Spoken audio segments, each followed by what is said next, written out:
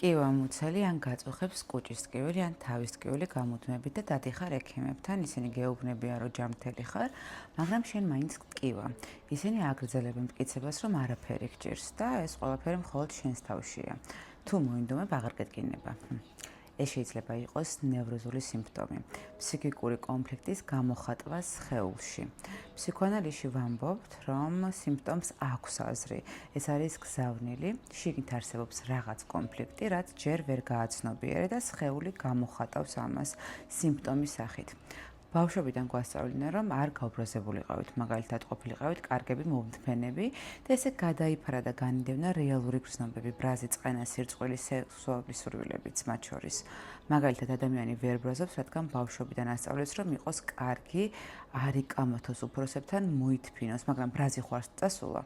ის გამოიხატება მაგალითად როგორც კუჭის ტკივილი, გაუვალობა, აი სიტყვით ვერ ინელებს სიტუაციას, ხო?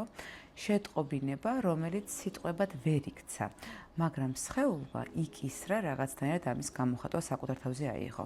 ამიტომ ფსიქოანალიზის დროს ჩვენ მედიკამენტებით არ ვმკურნალობთ, არ ვებრძვით სიმპტომს, ჩვენ მას ვიკვლევთ და ვაანალიზებთ.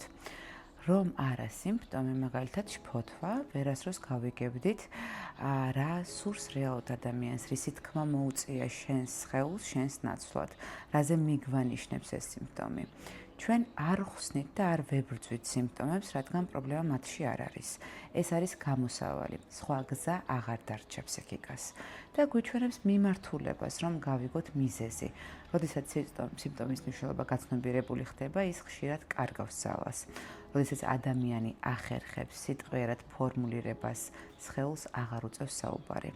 შენ რას ფიქრობ ამ თემაზე? დამიწერე კომენტარებში. ნახვამდის.